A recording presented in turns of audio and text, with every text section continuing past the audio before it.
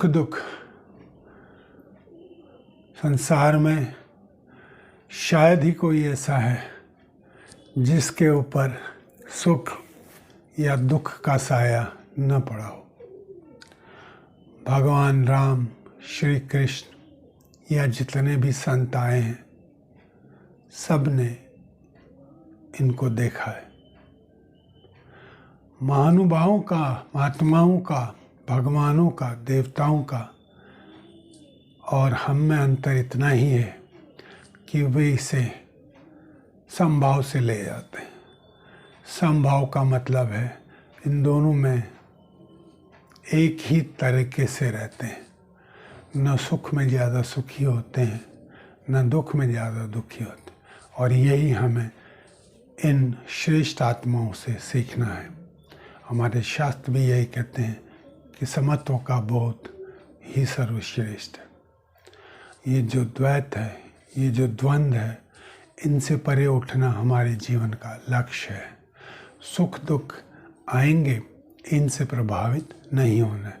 न सुख में उसका ढिंढोरा पीटना है और न दुख में लोगों से ये आशा करनी है कि वे हमें दया दृष्टि से देखें या हम उनसे किसी प्रकार की भीख की आशा करें।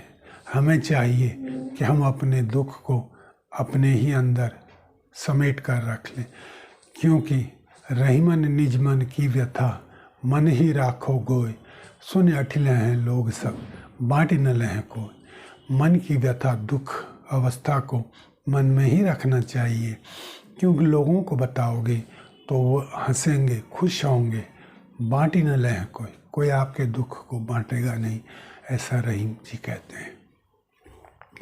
तो सुख में निश्चित ही आपको आनंद आएगा, उस आनंद में आप मगन रहिए। वो ऐसा समय है जो आपने प्रभु की तरफ लगाना है।